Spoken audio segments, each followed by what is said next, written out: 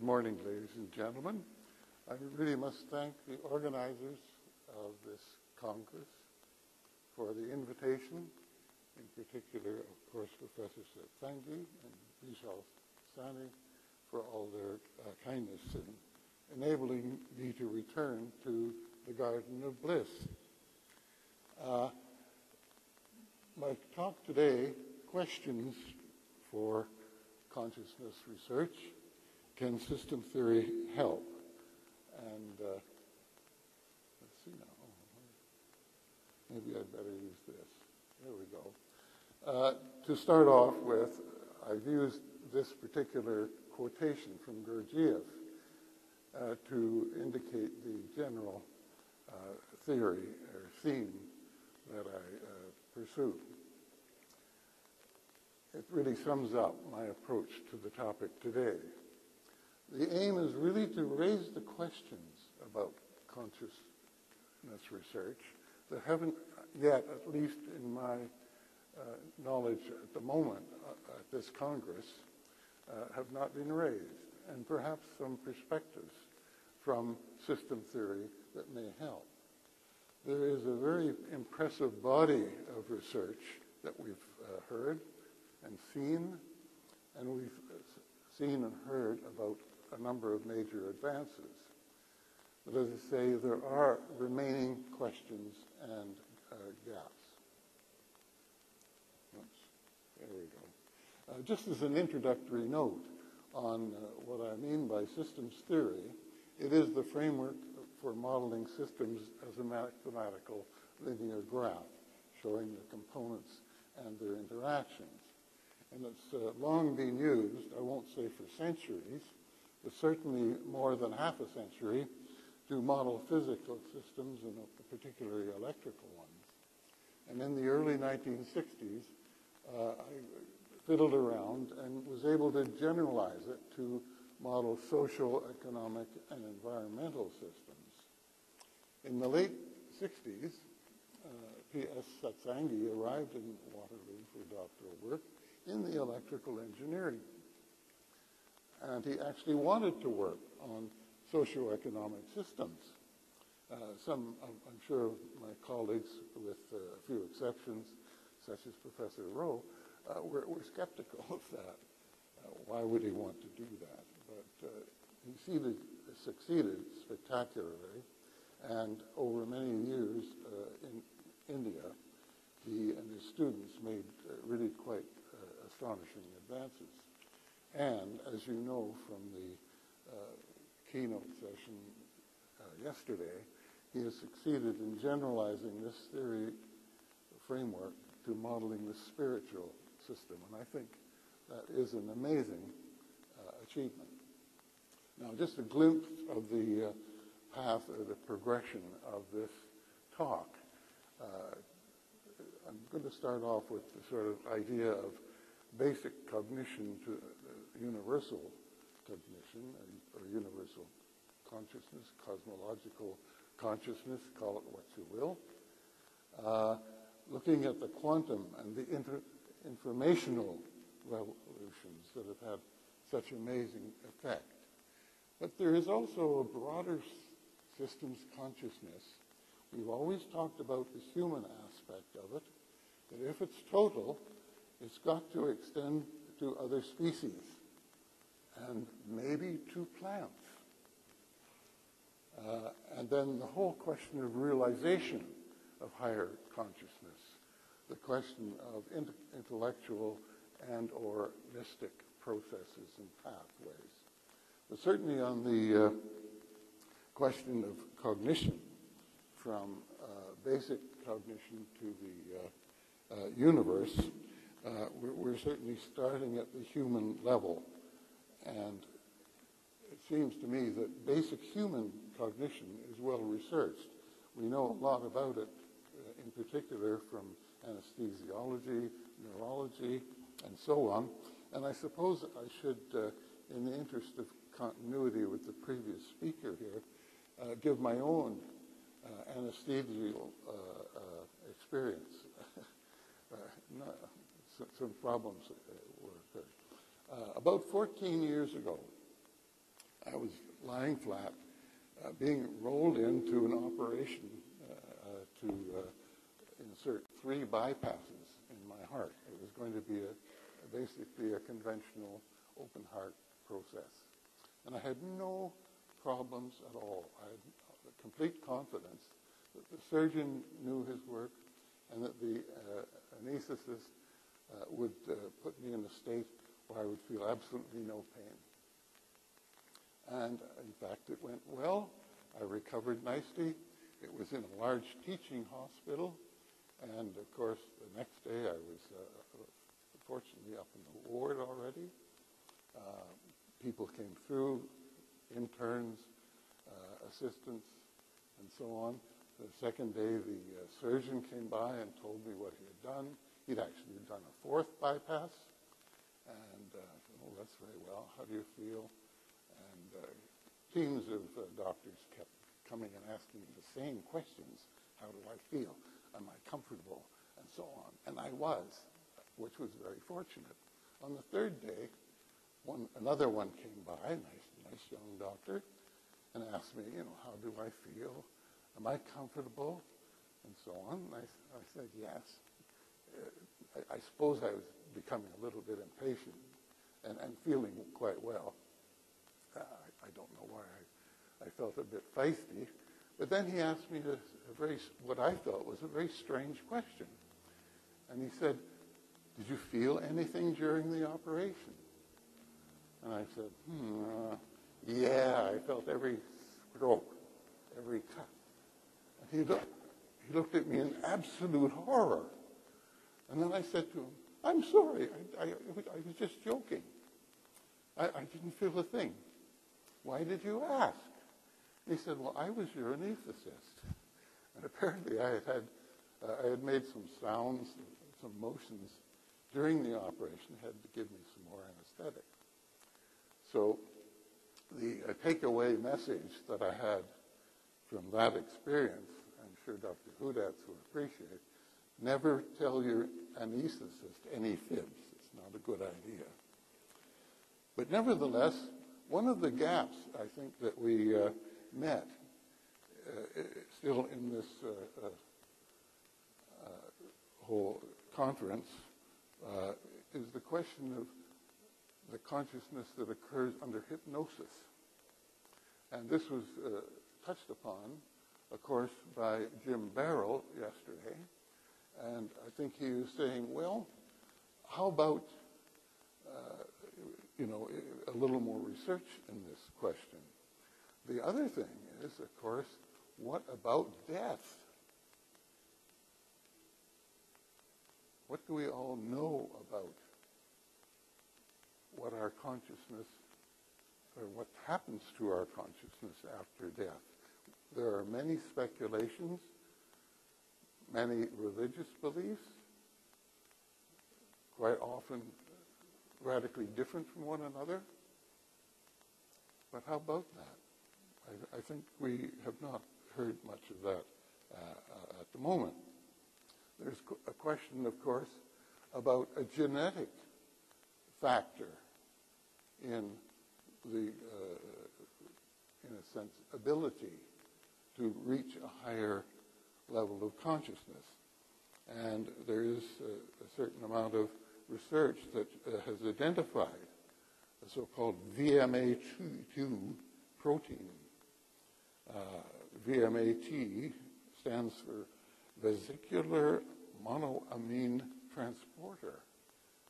And apparently people that have this gene, they have increased ability to, in effect, a greater dose of dopamine, serotonin, and so on, that enhances the ability of their brain to attain that higher consciousness. Because it's an amazing thing that we have heard about the structure, shall we say, of the consciousness-forming elements of our brain. It's not just that the adult human brain has something like anywhere between 100 and 500 trillion synapses. Even the brain of an infant has maybe 1 trillion synaptic connectors.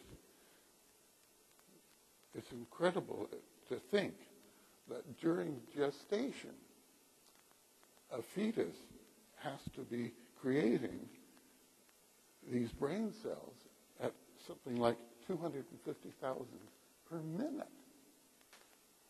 And if we think of the question of that's the neuronal cells that have a much highly differentiated structure in themselves,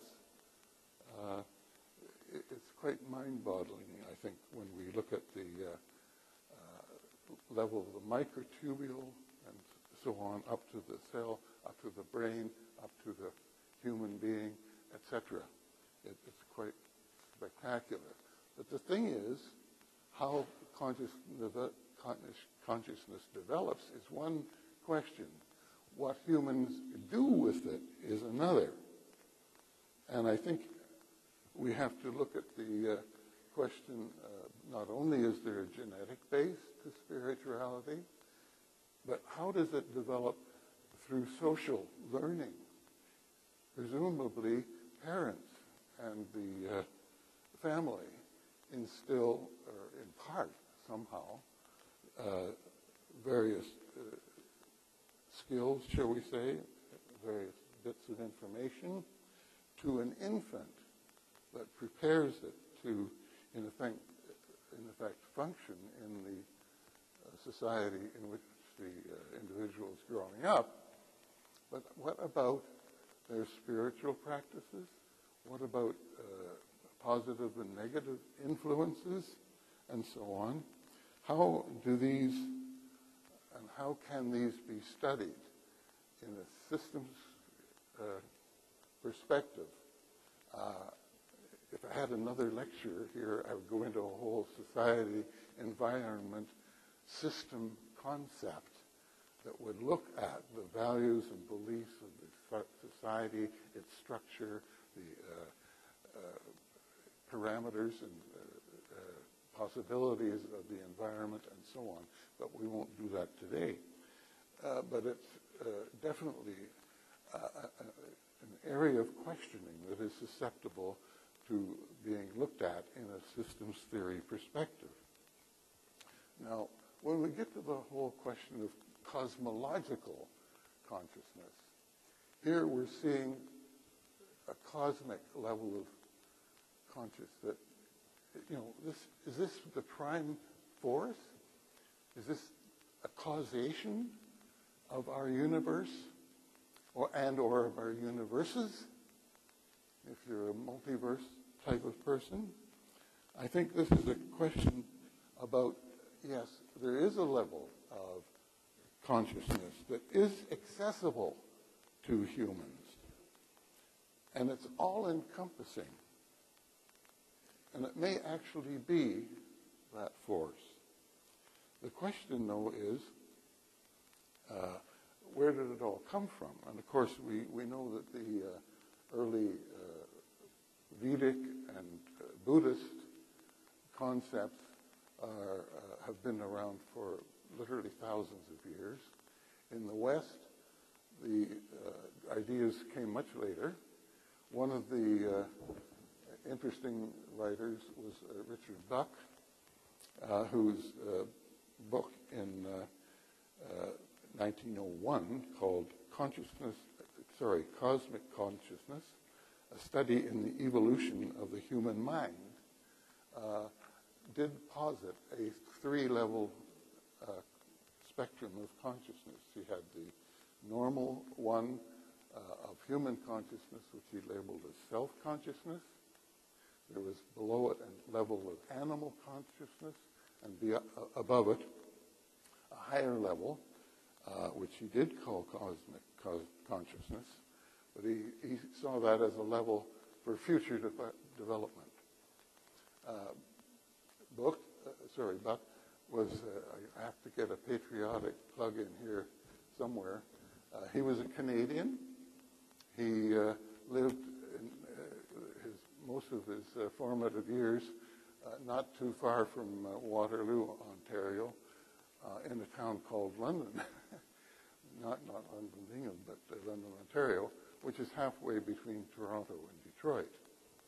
And he did much of his work at the University of Western Ontario Medical School. He was a psychiatrist most of the time.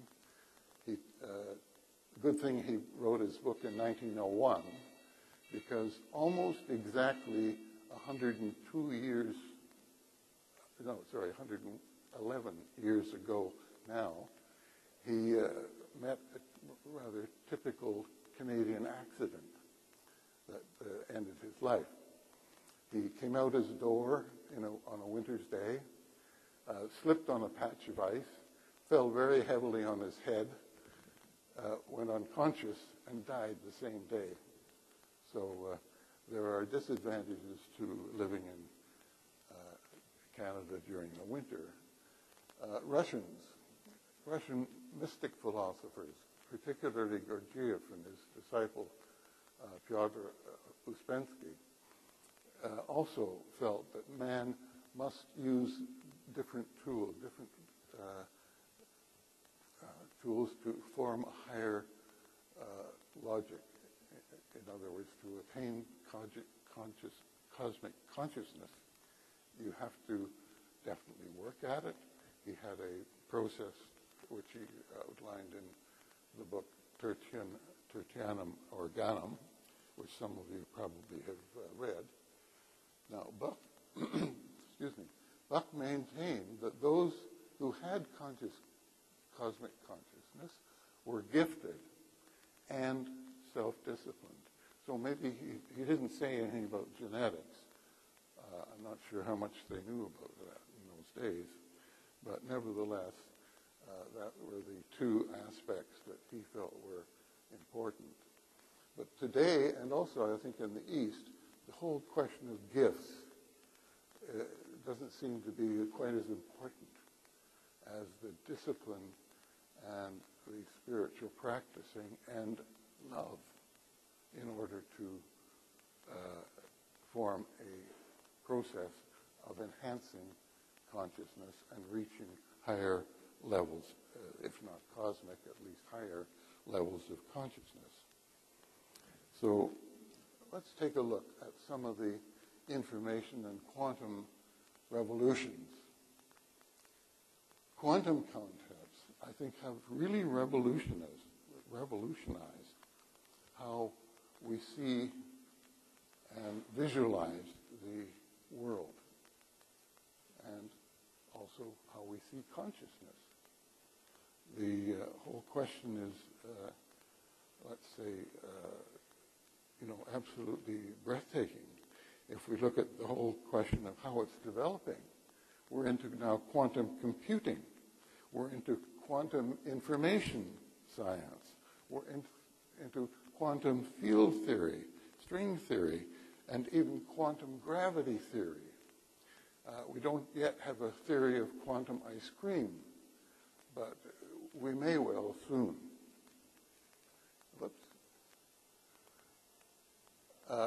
Some researchers have found that our brains function very similar to what they believe a quantum computer should function. And some others have gone so far as to contend that the universe is a quantum computer. Now, how do we prove or disprove that? That's one of the questions that I can't answer. But the question, I think, of dependency has arisen here in this conference, and I don't have an answer for it. I'm sorry. I hope some of you may have one at some time. But does the concept of our universe depend on its presence? Does consciousness perceive reality, or does it depend on it?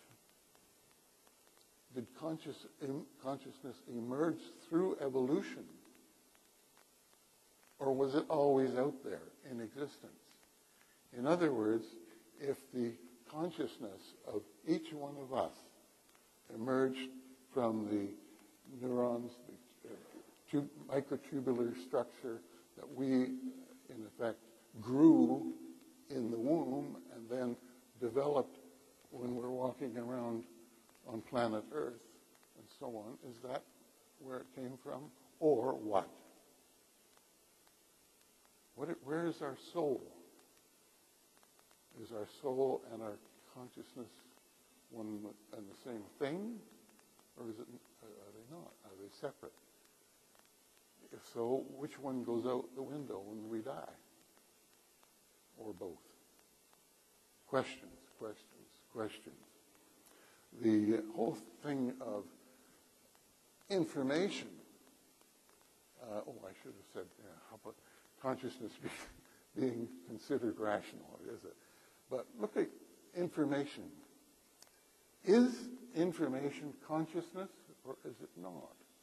Or is this an aspect of consciousness, a descriptor of consciousness? Now, the information explosion, revolution, and so on is almost a cliche these days. But I'm sure that many of you have seen the rather amazing statistic that was developed, of course, on the west coast of California, that the information contained in all the words that were ever spoken or written by humankind from the beginning of time to the year 1991 was something like 5 exabytes. There are people that dispute that actual number, but nevertheless, is that a lot of information? Well, 1 exabyte is 1,000,000 terabytes. Now, if you think of the largest library in the world, that's the United States Library of Congress in Washington, D.C. If they were able to put all of their print materials, all the words in that whole dictionary, that would be about 10 terabytes. And a terabyte, you can get a device not much larger than this little phone for a reasonable price in the shop that'll hold 1 terabyte. And I could get 10 of those and have the whole Library of Congress in my Congress bag. I would need 1,000,000 of them, though, to go together to get an exabyte. Now, in the year 2000, the same group did a study of that 1 year, all the information processed or created in that year in the world. Another 5 exabytes were produced in that year alone. The rate of growth is now so high that some people estimate that by 2020, we will be producing 5 exabytes. Now, wait for it. Anybody want to guess how long it'll take? Well, it's coming. Every 10 minutes. Now, what's in that information content? Well, of course, it's all kinds of stuff that's come from the internet. It may be digitized output from the Hubble telescope in high outer space. It may be the information to conduct an open heart operation, not an open heart, but a heart operation with the so-called keyhole method, thousands of miles from where the surgeon is actually located. It may be millions of YouTube videos of cats playing with balls of string, or my grandparents' Facebook accounts and images of the parties they're at, and so on. A lot of it isn't. I don't know. It's maybe not really communicative information, but how much it anyway. But the information already has revolutionized every discipline of research, and whether it's contributed to our higher level of consciousness or no, I wouldn't venture to say. But nevertheless, we should take a look at it. Now, a broader systems consciousness, that's what I call a systems consciousness. Hopefully, it'll be possible to study it scientifically and empirically. I think we're on the road here in this conference. There may be doubts that it will ever be subject to rational analysis, that everyone will not dispute, but it still has concentrated on human consciousness, maybe because it appears that it's the only form of consciousness that is truly cosmic, but it does leave out the question of non-human cosmic consciousness. What do I mean by that? Well, one axiom is, I take it that all living entities have some form of consciousness, and that their form of consciousness is an integral part of the universal. Now, I'm not sure how systems theory can help in this conundrum, but I would like to present a few examples of the variety of non-human forms and so on. Aboriginal Totalism. This is probably one of the most, the most fundamental spiritual belief that existed in the world. Almost every Aboriginal society has or had in their pre-contact era that there was some totem animal or several of them that could be their spiritual conduit to a universal force or spirit. They called it by different names, whether it was Manitou or Oloku or whatever, but they felt that an animal could lead them to that spirit.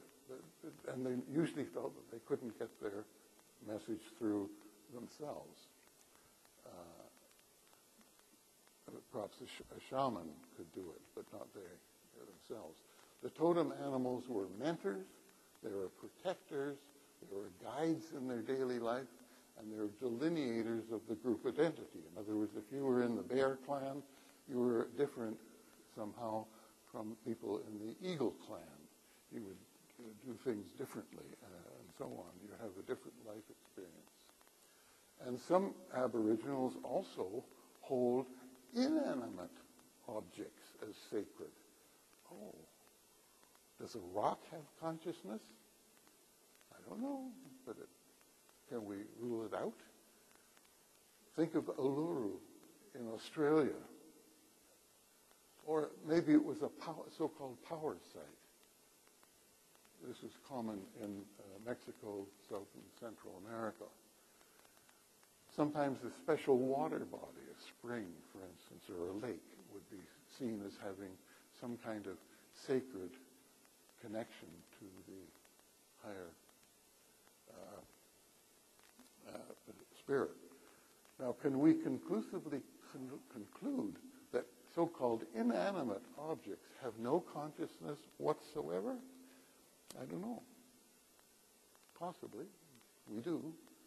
But let's look at the actual species, and I don't mean domesticated species, because whatever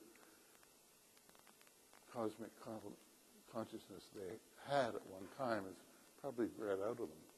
But everybody who's looked at a flock of birds, even if they're just not migrating, but just gracefully flying up from one tree over to another in hundreds of them, or shoals of fishes. You can see in videos, let's say, of the Great Barrier Reef and so on, thousands of fishes that move almost as one. Flocks of birds. What herds of animals? Well, what mechanism triggers these synchronized movements? What motivates their group patterns? Even it may be maybe as big a pattern of activity as migration, or it may simply be a very almost a joyous movement pattern in a local area over a short time. Now, for instance, is in migrating species, is it really just, the ability to find the magnetic, as it were, lines of force from the Earth's magnetism to navigate? Or maybe they only look at changing lengths of that? Or is it something else, something bigger? Is there an intrinsic connection with the cosmos and with each other through some form of collective? Maybe it's a slice of the cosmic consciousness or a region in it. Clearly it's not of the same dimension as human, but is it not worth studying and wondering about? Here's the storks, the white storks in Europe. They're huge birds. Typically they'll have a wingspan over 2 meters. Now they migrate not en masse, mostly in onesie, twosies, maybe 3 or 4 at once, from summer areas where they breed in northern areas to winter areas thousands of kilometers away in Africa, Middle East, and so on. Yet it's not unusual for a breeding pair to return to exact same nest. Not all of them do, but many of them do. And they know this from banding the birds to identify exactly which individual is who and where and when. Another one is the crane, the Eurasian crane. They're even bigger, and they do migrate and congregate in large groups. It's not unusual to see over 100 of them in a V form. At this time of year, they're migrating. They've already arrived, a few of them, in northern Germany. They also migrate thousands of kilometers, and while they're flying in formation, they're talking to one another. They're communicating. Sort of, hey, sweet, sweet. We don't understand what they're talking about, but you can hear them, even if they're 10,000 feet up in the air. And they congregate for free feeding and protection in the same small areas every year. Now, you don't need a big bird necessarily. The cranes that are typically 5 or even 6 kilograms, hummingbirds, the ruby-throated hummingbird, they only weigh 3 or 4 grams. Their wingspan is 10 centimeters. That's about like that. Yet they can migrate, also individually, thousands of kilometers, from vast areas in the eastern U.S. and Canada to wintering areas in Central America and southern Mexico. And a few of them, I guess they're the foolish ones, I don't know, they don't necessarily follow a route over the land. Some of them migrate by flying over the entire Gulf of Mexico, which is about 800 kilometers, nonstop. Where do they get the energy in a 3-gram bird to do that? I don't know. But even more astounding, butterflies. The monarch butterfly ranges over a huge area, but they winter in only a few very localized areas in Mexico and California. And when I mean localized, I mean smaller. The ones in California are typically, there are 3 or 4 of them, are 2 to 5 acres in size. Just 1 or 2 hectares. The ones in Mexico are a little bigger. They may be a few square kilometers, but they're not large. But incredibly, no single individual makes the entire trip. During the migrations, the female monarchs deposit eggs to create a next generation. When the first generation arrives in the summer, when they hatch, their lifespan is typically a couple of months, maybe 3 at the most. But the ones that emerge later, they may have a lifespan of about 7 months. But nevertheless, they have to have, extra eggs so that somebody else can carry on this one cycle of migration. How about that? There's no explanation that I have heard for this strategy or how the next generation learns how to continue the journey to those same trees. It's unbelievable. Here's a picture of the upper picture shows the monarch butterflies, the colorful things, congregating in thousands upon individual trees in California. If you ever visit the Naval College in Pacific Grove, California, in the fall, you can see them. In October and November, they start to congregate there. And if you can see this lower map, it's actually animated. I'm sure that, unfortunately, I should have put it higher. But it shows the actual migrating patterns from California and Mexico and so on. Now, okay, there's some kind of species consciousness, I believe, that connects many animals. But what about plants? Well, there are a lot of science fair high school students and so on who've had a project to show how plant growth can be affected by music or by other sounds and things like that. A lot of these projects seem to have been successful. There's a lot of skepticism. Plant scientists say, well, there's too many variables, there's too much of a placebo effect, so on. Some people believe in a mystical sense that there must be some kind of effect. It's well reported that Prince Charles talks to the plants in his garden and issues them instructions as to how they should grow. But others say, well, scientifically, there's no reason why plants should be affected by music. But on the other hand, just recently, the University of Bristol, their School of Biological Sciences, published the results of a 3-year study they had done of about 200 bees and their patterns of gathering nectar from petunias. They found that the blossoms actually emit little tiny electrical signals that tell the bees, okay, I have some pollen for you. Not only that, they reduce the voltage when they say, sorry, fellow, the last bee got all my pollen. You can fly along to the next blossom. Effectively enabling a communication link to enhance the relationship and the advertising power, if you like, between the bees and the blossoms. Now, systems consciousness. How do we get to it?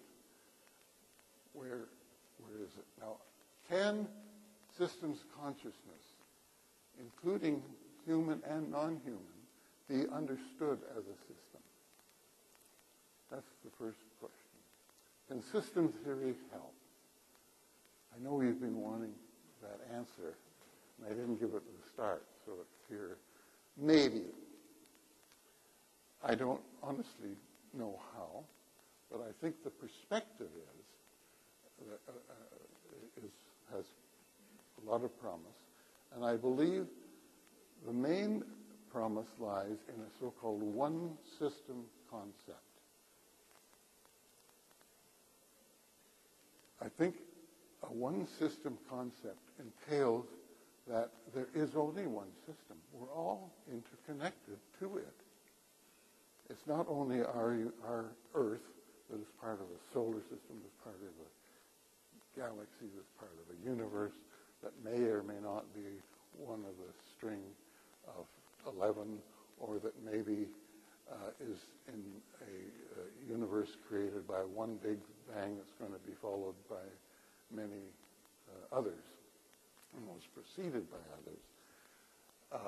The fact that all of our environmental systems are connected to one another, I think, is quite evident. But that is, I think, an important thing. the concept that there is only one system can be taught. Goodness knows, in environmental studies programs, I have tried to teach that, and the success rate is not by any means 100%, but it's somewhere in the probably the low teens, which is probably better than a lot of others. And I believe that meditative and spiritual processes are likely the surest way to enhance consciousness. There may be, however, a prior step that anyone can intellectually absorb and profit by. And if they did, I think millions and billions of consciousness people would lead to quite a bit of improvement in a better world for this earth. I think the main lesson really is the world would be a better place if all of you would join me in the following realization. And the first one is there is only one system. The second, there is only one system. The third is there is only one system.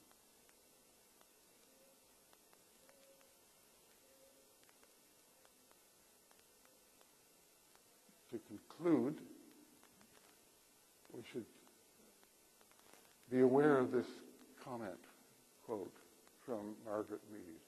Never underestimate the power of a few committed individuals or highly spiritually developed individuals to change the world. And indeed, it's the only thing that ever has done so. Mahatma Gandhi said, "We must be the change we wish to see." So, thank you for being